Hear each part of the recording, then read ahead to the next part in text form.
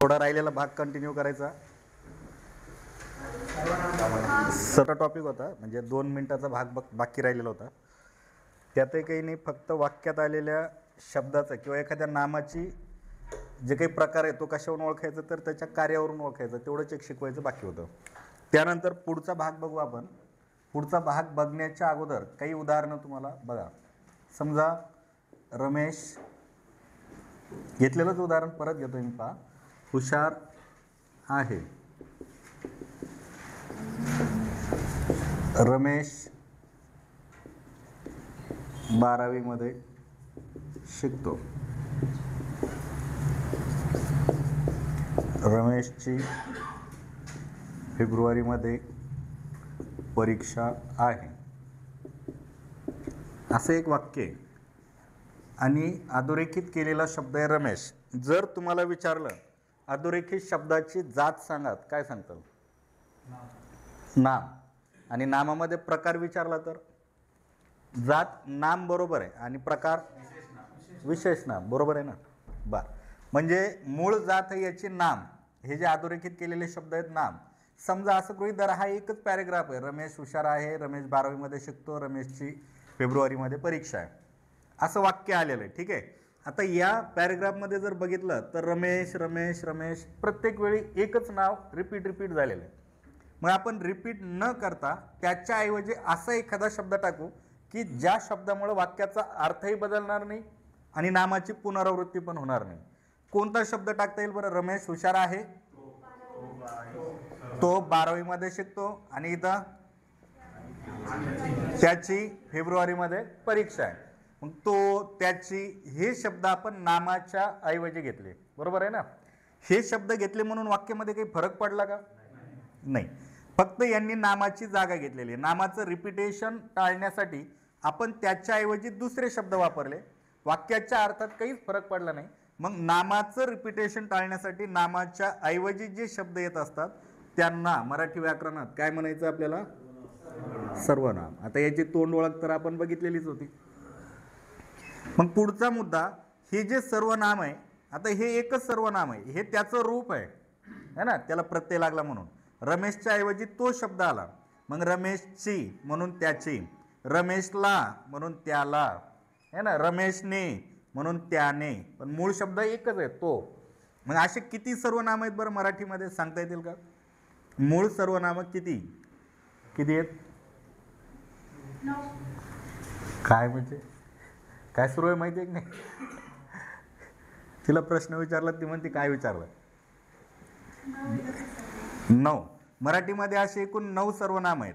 त्यामध्ये पहिला आहे मी, तू, तो, हा, जो, कोण, काय, आपण आणि स्वतः. असे एकूण सर्वनाम किती आहेत? 9. मराठीमध्ये एकूण सर्वनामे किती? प्रश्न जर आला तर त्याचं उत्तर राहील 9. एकूण सर्वनामे 9. आता या 9 सर्वनामाचं फक्त निरीक्षण करा. आता समजा नम्रताला बोलायचं आहे की मी शिकवते, है ना, मी मराठी व्याकरण शिकवते, तर नम्रता काय म्हणेल? मी. तुझ्या नावाच्या बद्दल तू काय म्हणशील? मी. का तू असं म्हणशील इथं येऊन की नम्रता मराठी व्याकरण शिकवते? नाही, नावाच्या ऐवजी आपण काय वापरतो?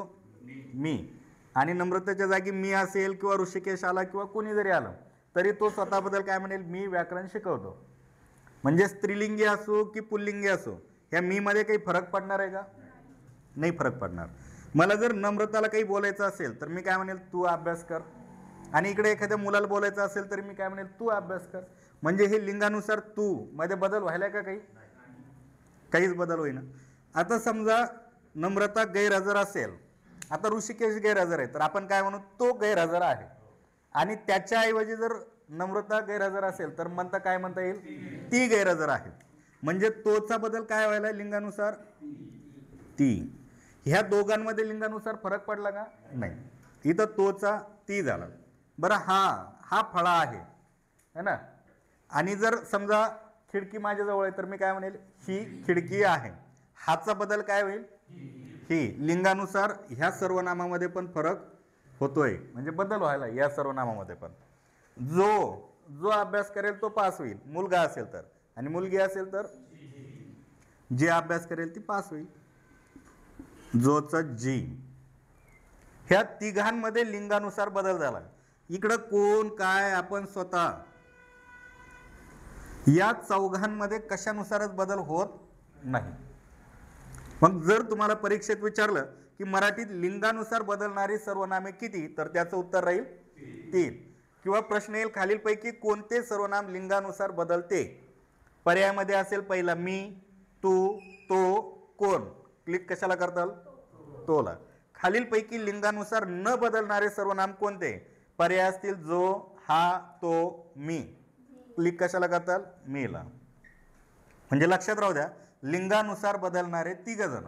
आता वचनानुसार, समजा मी एकटा शिकवतो म्हणून मी काय म्हणेल, मी व्याकरण शिकवतो. पण सर आणि मी आम्ही 2 जण असू तर आम्ही काय म्हणणार, आम्ही व्याकरण शिकवतो. म्हणजे मीचं वचनानुसार बदल काय होतो या ठिकाणी, आम्ही. नम्रताला एकटीला बोलायचं मी काय म्हणेल, तू अभ्यास कर. पण मला सर्वांना बोलायचं असेल तर मी काय म्हणेल, तुम्ही अभ्यास करा, है ना. एकटा ऋषिकेश गैरहजर आहे तर तो गैरहजर आहे. एकटी नम्रता गैरहजर आहे तर ती गैरहजर आहे, बरोबर आहे. आणि 2 किंवा भरपूर जण गैरहजर असतील तर मी काय म्हणेल, ते गैरहजर आहेत. म्हणजे तोचा बदल काय झाला, ते. हा, हाच पुल्लिंगी असेल तर हा, स्त्रीलिंगी असेल तर ही, आणि अनेक असतील तर हे, है ना. जो पुल्लिंगीसाठी, जी स्त्रीलिंगीसाठी, आणि अनेक असतील तर जे. म्हणजे बघा, वचनानुसार बदलणारे जर बघितले तर हे 5 जण आहेत. वचनानुसार बदलणारे मीचा आम्ही, तूचा तुम्ही, तोचा ते, हाचा हे, जोचा जे. म्हणजे जर परीक्षेत प्रश्न आला की वचनानुसार बदलणारे सर्वनाम किती, तर त्याचं उत्तर लिहायचं 5. लिंगानुसार बदलणारे किती, त्याचं उत्तर लिहायचं 3. मराठीत एकूण सर्वनामे किती, त्याचं उत्तर लिहायचं 9.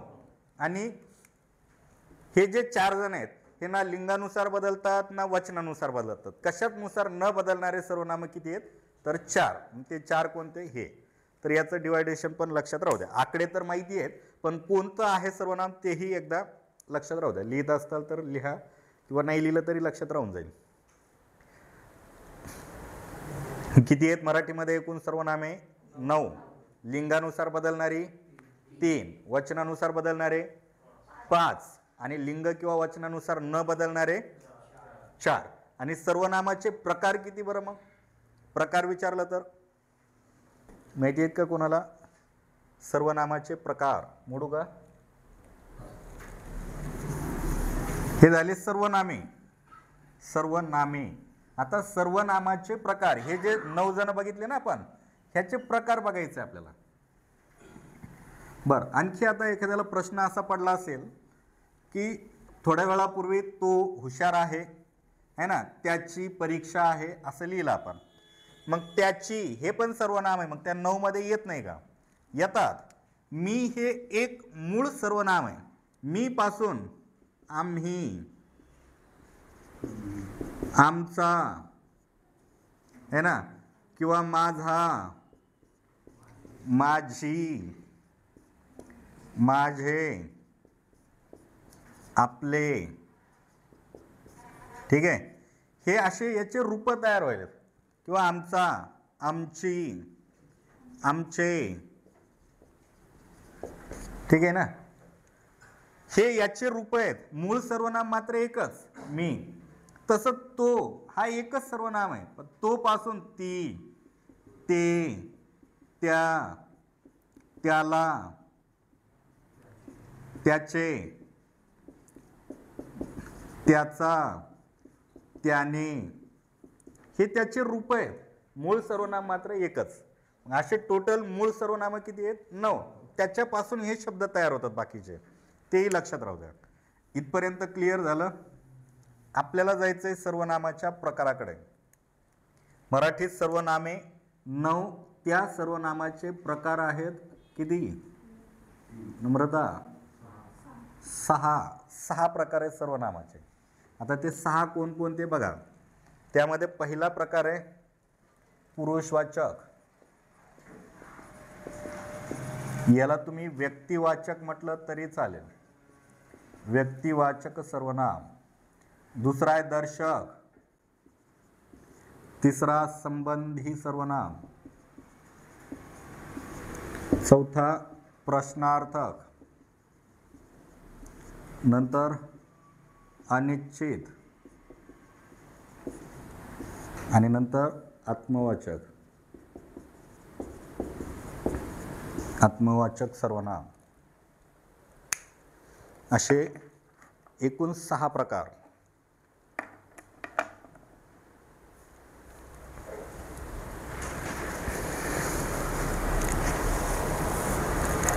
झालं का? आता बघा,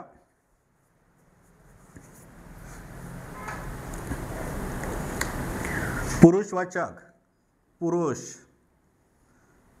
पुरुष हा व्याकरणातला जर शब्द पाहिला तर पुरुषचा अर्थ होतो व्यक्ती. पुरुष म्हणजे पुल्लिंगी अशा अर्थानं नका घेऊ. पुरुष म्हणजे व्यक्ती. मग कोणत्याही व्यक्तीच्या नावाच्या ऐवजी जे काही सर्वनाम वापरतो आपण त्याला म्हणायचं पुरुषवाचक सर्वनाम. म्हणजे पुरुषांच्या नावाच्या ऐवजी वापरल्या जाणाऱ्या सर्वनामाला पुरुषवाचक सर्वनाम म्हणतात. आता जगामध्ये पुरुषाचे 3 प्रकार असतात. पुरुष म्हणजे व्यक्ती हा अर्थ गृहीत धरा. व्यक्तीचे प्रकार 3. कोणकोणते 3 व्यक्ती?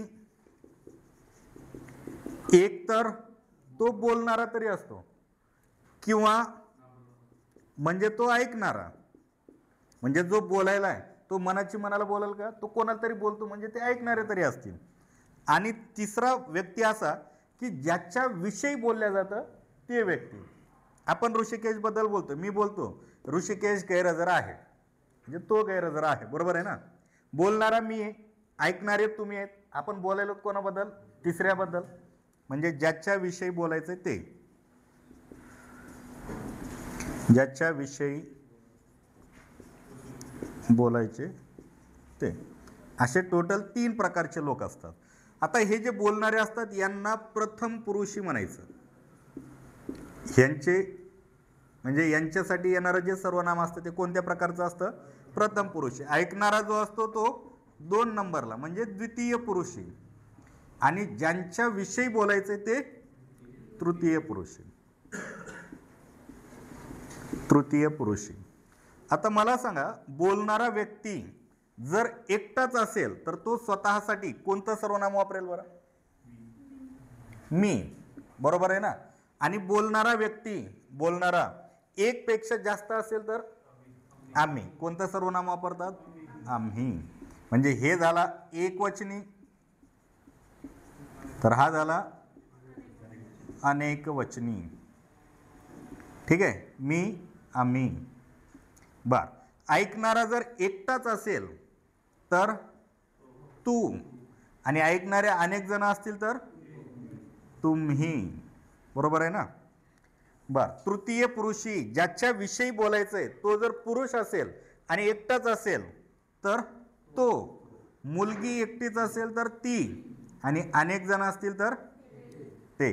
सॉरी, मुलगा एकटाच असेल तर तो, मुलगी एकटीच असेल तर ती, आणि निर्जीव वस्तू असेल एकटाच तर ते. आणि इकडं अनेक वचनामध्ये ती, त्या किंवा ते. अशा पद्धतीने हे अनेकवचनी सर्वनाम. मग आता लक्षात राहू द्या, पुरुषवाचक सर्वनाम हे 3 प्रकारचे असते, किंवा पुरुषवाचक सर्वनामाचे 3 प्रकार पडतात. ते 3 प्रकार कोणते? तर प्रथम पुरुषी, द्वितीय पुरुषी, तृतीय पुरुषी.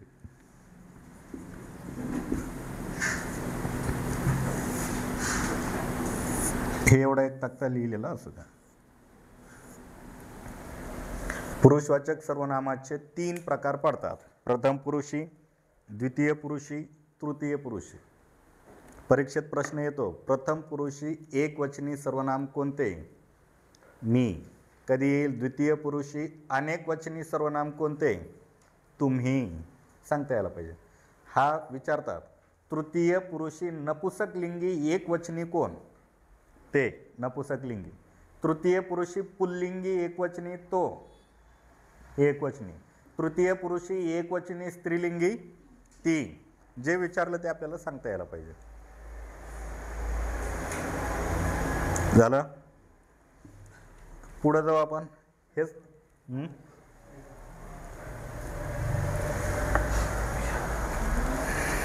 पटकन लिहून घ्या, नाही लिहिलं तरी चालतं, काही नाही, हे नंतर पुन्हा आठवतं ते ऑटोमॅटिक.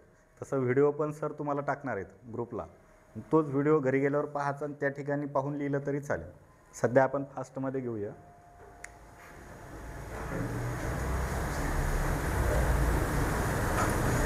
आणखी किती वेळ बसण्याची कॅपॅसिटी आहे? जेवण करून आले, झोपायला काही ताण नाही समजा. आता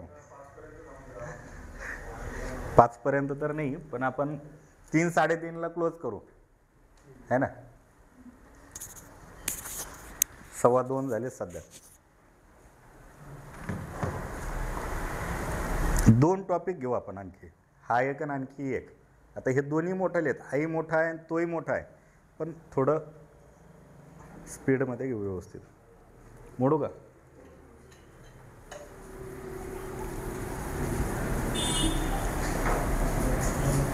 आता लक्ष द्या.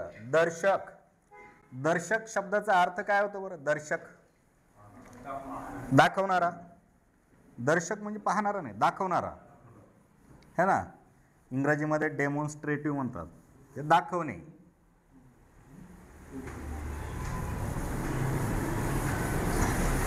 मग काय दाखवायचं आहे आपल्याला? वस्तू एकतर जवळची असेल किंवा दूरची असेल, बरोबर आहे ना. मग जवळची वस्तू किंवा दूरची वस्तू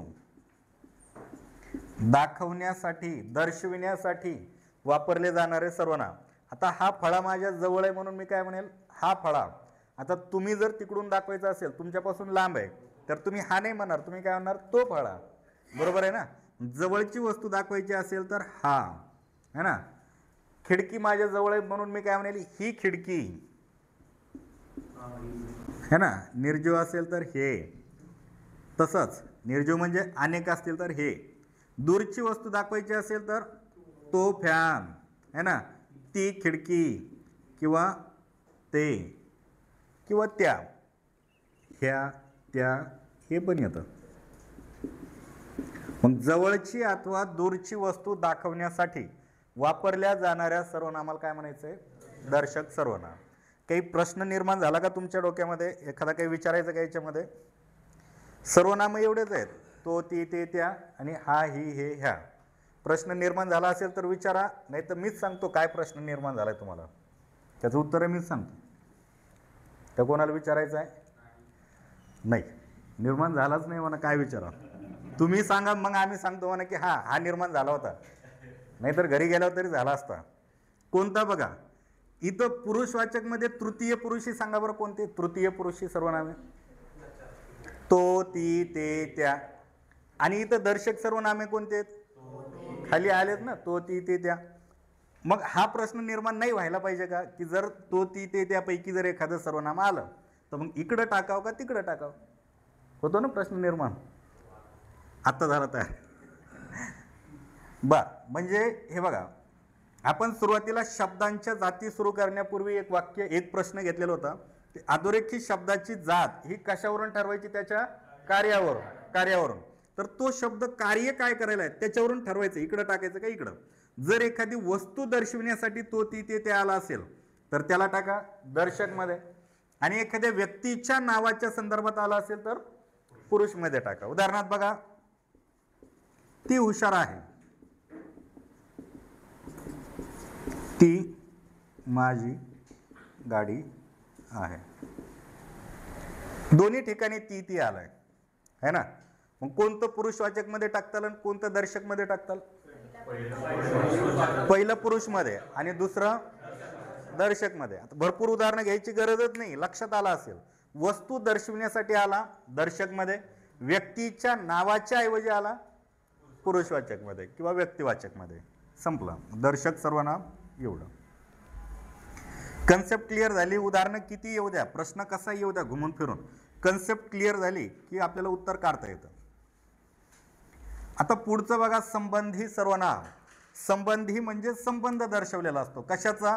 वाक्यात आलेल्या एका सर्वनामाचा, म्हणजे वाक्यात आलेलं जे सर्वनाम आहे त्याचा दुसऱ्या सर्वनामासोबत जर काही संबंध दाखवलेला असेल तर त्याला म्हणायचं संबंधी सर्वनाम. याचा अर्थच असा होतो की वाक्यामध्ये दोन दोन सर्वनामं येतात, त्यांचा एकमेकांशी संबंध असतो, त्याला म्हणायचं संबंधी सर्वनाम. जसं जो अभ्यास करेल तो पास होईल. मग जोचा संबंध कोणासोबत आला? तो सोबत है ना. जसे करावे किंवा ज्याने भांडण उकरले त्याने माघार घ्यावी, बरोबर आहे ना. ज्याने शेंगा खाल्ल्या त्याने टरफलं उचलावीत, बरोबर आहे ना. किंवा जे चकाकते ते सारे सोने नसते.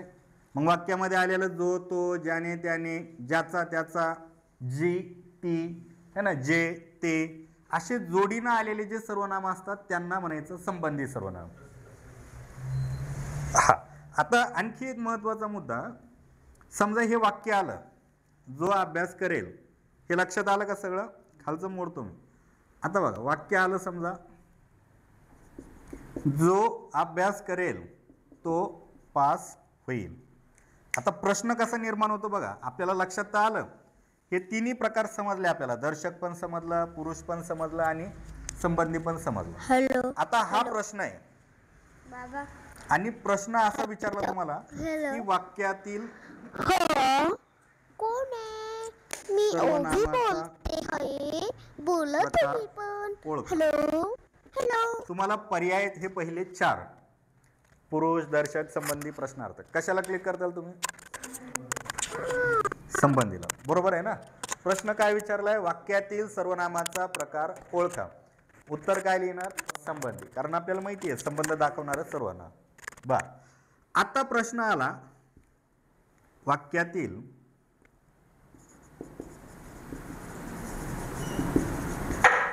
अधोरेखित सर्वनामाचा प्रकार ओळखा.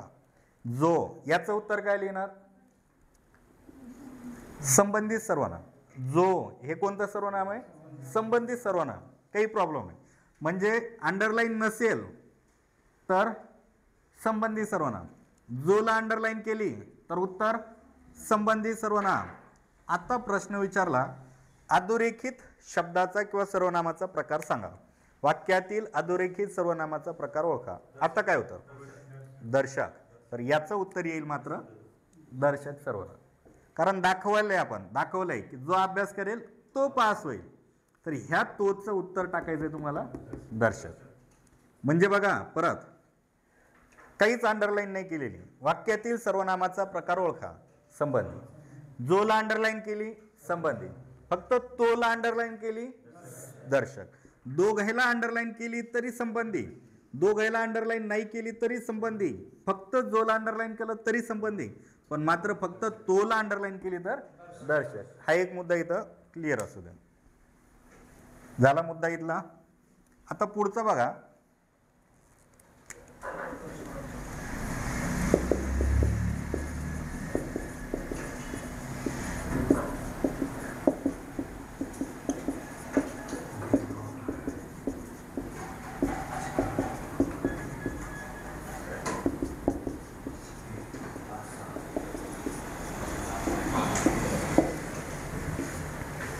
तुझे नाव काय आहे?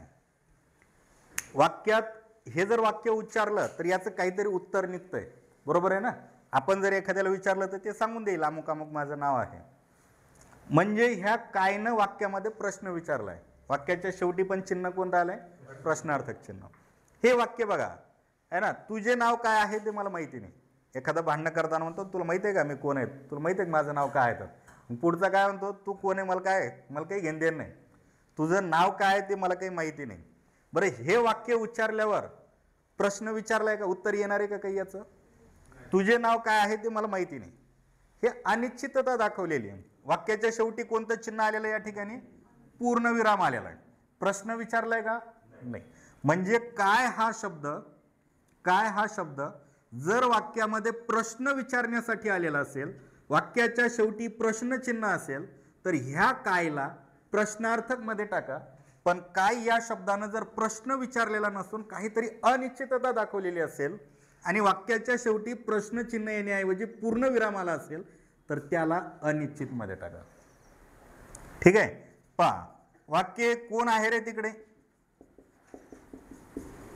कोण आहे रे तिकडे, आणि वाक्य आई म्हणून कोणी,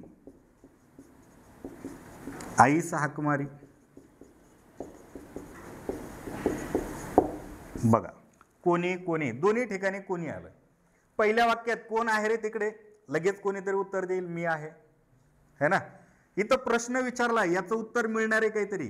मग कोण या शब्दानं वाक्यात प्रश्न विचारलाय, वाक्याच्या शेवटी प्रश्नचिन्ह आलं, म्हणून कोण ह्याची जात काय सांगताल तुम्ही, प्रश्नार्थक सर्वनाम. पण आई म्हणून कोणी, आईचा हाक मारी, प्रश्न विचारलाय का वाक्यात, नाही. वाक्याच्या शेवटी प्रश्नचिन्ह नाही, पूर्णविराम आला, म्हणून ह्या कोणीचं उत्तर काय देणार तुम्ही, अनिश्चित सर्वनाम. बरोबर आहे ना.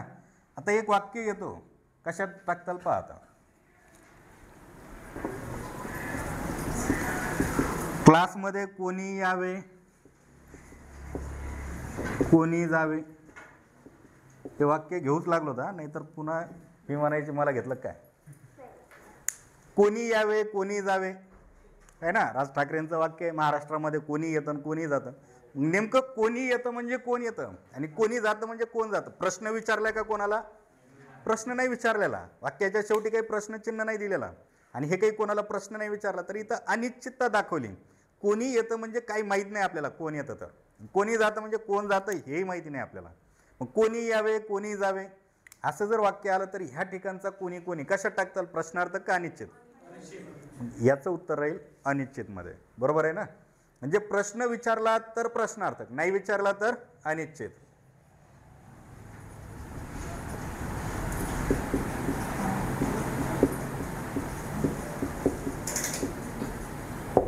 हे चिन्ह येईल किंवा कधी कधी असंही चिन्ह येतं. काय गर्दी होती हो आज, आपण म्हणतो ना बाजाराला गेलो होतो, पण काय गर्दी होती हो आज.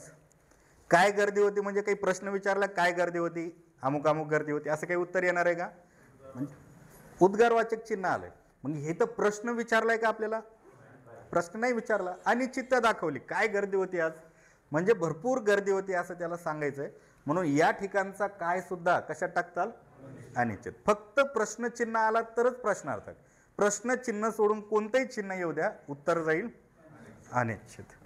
बघा एकदा पहिले 5 प्रकार समजले का. काय आणि कोण हे जर शब्द वाक्यात प्रश्न विचारण्यासाठी आले असतील, वाक्याच्या शेवटी प्रश्नचिन्ह असेल, तर त्याचा प्रकार लिहायचा आहे तुम्हाला प्रश्नार्थक. वाक्यात कोण आणि काय ह्या शब्दानं प्रश्न न विचारता काहीतरी अनिश्चितता दाखवलेली असेल आणि वाक्याच्या शेवटी प्रश्नचिन्ह नसेल, तर त्याचं उत्तर लिहिताल अनिश्चित सर्वनाम. आता पुढचं बघा वाक्य. आता समजा एखाद्याला सांगितलं की जा तिकडच्या हॉलमध्ये सर आहेत का बघून ये. मग तो जाणार आणि अर्ध्यातूनच वापस येणार, तो अंदाज लावणार की आहेत सर तिकडं. मग मधला काय म्हणणार, विश्वास नाही ठेवणार त्याच्यावर, खरंच आहेत का सर. मग तो काय म्हणेल, तू स्वतः जाऊन बघून ये ना, म्हणतो ना आपण एखाद्याला सहज, तू स्वतः बघून ये, तू स्वतः बघून ये. वाक्यामध्ये बघणारा कोण आहे, तू, म्हणजे करता कोण आहे, तू. मग ह्या स्वतःचं काम काय बरं, ह्या शब्दाचं काम काय, तर ह्या तू वर भर देण्याचं काम आहे. तू बघून ये असं म्हणण्याऐवजी तू स्वतः बघून ये, म्हणजे कर्त्यावर भर देण्यासाठी हा स्वतः शब्द आलेला आहे. बरोबर आहे ना. आता बघा,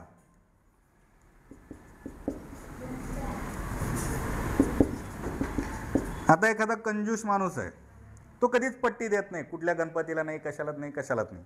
पण एखाद्या दिवशी त्यानं पट्टी दिली तर म्हणणारा काय म्हणेल की बाबा त्याला कोणीतरी दबाव आणला असेल म्हणून पट्टी दिली त्यानं, है ना.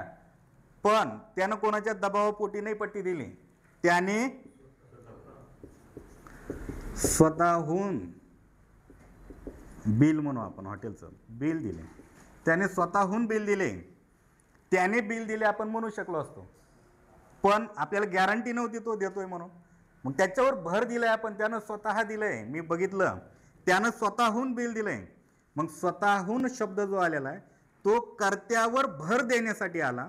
इथला पण स्वतः शब्द कर्त्यावर भर देण्यासाठी आला, मग कर्त्यावर भर देण्यासाठी जे शब्द वापरतात त्याला म्हणायचं आत्मवाचक सर्वनाम. तो आपणहून म्हणाला किंवा तो आपणहून कबूल झाला, तो आपणहून कबूल झाला किंवा पंजाब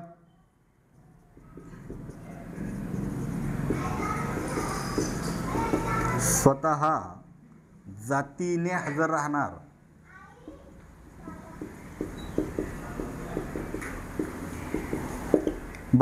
सहज म्हटलं असतं पंजाबराव डग साहेब हजर राहणार आहेत, असं म्हटलं असतं तर म्हणजे तेवढं काही महत्त्व नसतं वाटलं, पण ते स्वतः उपस्थित राहणार आहेत. पंजाबराव डग साहेब स्वतः जातीने उपस्थित राहणार आहेत म्हणजे स्वतः हा शब्द त्या कर्त्याबद्दल भर देण्यासाठी आलेला आहे. म्हणून स्वतः, आपण हे शब्द कर्त्यासोबत जेव्हा जेव्हा जोडून येतील तेव्हा तेव्हा त्याच्या जातीचं उत्तर लिहायचं आहे आपल्याला आत्मवाचक. आत्मवाचक याचं दुसरं नाव येतं स्वतःवाचक, याचं दुसरं नाव येतं निजवाचक. निजवाचक ह्याचे 3 नाव आहेत. परीक्षेला समजा असा प्रश्न येईल, तो आपणहून कबूल झाला, आपणहूनला अंडरलाईन केली आणि त्याची जात ओळखा. पर्यायामध्ये पुरुषवाचक, दर्शक, निजवाचक आणि अनिश्चित. मग आपण म्हणू की बाबा आपणहून तर आत्मवाचक आहे, इथं तर निजवाचक नवीनच प्रकार आला. निजवाचक हे सुद्धा त्याचंच नाव आहे. निजचा अर्थच होतो स्वतः. निज म्हणजे काय? स्वतः. निज पक्षी, बाळासह, बागडती आकाशी. निज पक्षी, निज पक्षी म्हणजे पक्षी स्वतः बाळासोबत आकाशात घिरटे घेतात. निज म्हणजे स्वतः. निज, निज शब्द जर दिसला कुठेही की त्याला आत्मवाचक मध्येच टाकायचं. निज म्हणजे स्वतः. अशा प्रकारे 6 प्रकार या ठिकाणी संपलेले आहेत. सर्वनाम नावाचा धडा या ठिकाणी संपलेला आहे. आपल्या पुस्तकात एकदा बघून घ्या, उदाहरणंही भरपूर दिलेले आहेत. आपण इथं 2-2, 4-4 उदाहरणं घेतले. पुस्तकात बघा किंवा आता पेपर पण होईल. सरांनी सगळे पेपरचे झेरॉक्स पण आणून ठेवलेले आहेत. जेवढे आपले मराठीतले धडे आहेत सगळ्या धड्यावर 50-50 मार्काचे पेपर काढलेले आहेत. ते सरांनी झेरॉक्स आणून पण ठेवलेले आहेत. धडा संपला की तुमचा तो पेपर होऊन जाईल. म्हणजे पेपर झाला, आता धडा संपला, आपले 2 धडे संपले, नाम सर्वनाम. घरी जाऊन तुम्ही काय करायचं, एकदा पुस्तकात वाचायचं. वाटलंच तर एखादं यूट्यूबचं जर कोणी लेक्चर घेतलेलं असेल ऑनलाईन वगैरे, तिथं बघा किंवा यूट्यूबला एखाद्या वेळेस सर्च करा. गेल्या गेल्या आता शिकवणं झालं, घरी जाऊन यूट्यूबला नाम धडा टाकायचा, पूर्ण पाहून घ्यायचा. किंवा सर्वनाम टाकायचा, पूर्ण पाहून घ्यायचा. किंवा आता हा व्हिडिओ जर तुमच्या याला जर आला व्हॉट्सअप ग्रुपला तर तो एकदा पाहून घ्या. म्हणजे 3 वेळा नजरे खालून घाला. एकदा मी शिकवलेला, एकदा पुस्तकातून आणि एकदा यूट्यूबला किंवा कुठेही पहा 3 वेळा.